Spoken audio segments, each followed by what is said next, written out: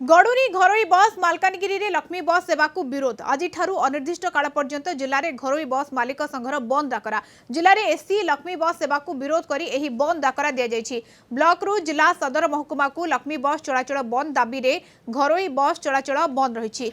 जिले में बस चलाचल संपूर्ण ठप हो जिबा जोगु यात्री माने समस्यार सम्मुखीन होइछन्ति। लक्ष्मी एसी बस सेवा बंद न हेबा जाए आंदोलन जारी रहिबो बोली कहिछि घरोई बस मालिक संघ।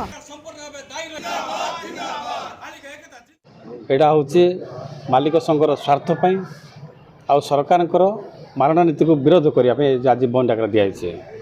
लक्ष्मी गाड़ी योजना आरंभ आमर मालिक माने सारा राज्यर मालिक संघ प्रतिवाद कर आसुले सत्वे जुलाई 1 तारिख रे द्वितीय पर्याय गाड़ी एसी गाड़ी बंद थिला।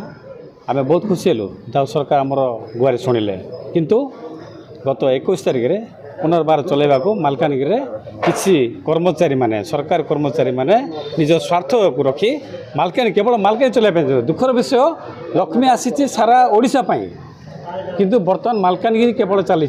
लक्ष्मी बस योजना आरंभ डे 1 रु आम घरे बस मालिक माने योजना को आम प्रतिवाद कर एक्चुअली आम योजना को आम विरोध करूनु कि योजना थिबा नीति को आम विरोध कर कारण योजना आपण निकट देखिथे परिवहन मंत्री विधानसभा उत्तर रखी 10 मास मध्य 375 कोटी टका लॉस होती आम सरकार जहाँकि बाहर राज्य कंपनी 375 कोटी टका क्षति होती सरकार बहन कर आमर दाबी यह आपण लक्ष्मी बस योजना चलई करी जो दिन लक्ष्मी बस योजना चलला से दिन आम घरे बस मालिक घरे बस गुड़ाक सब क्षति चलुची।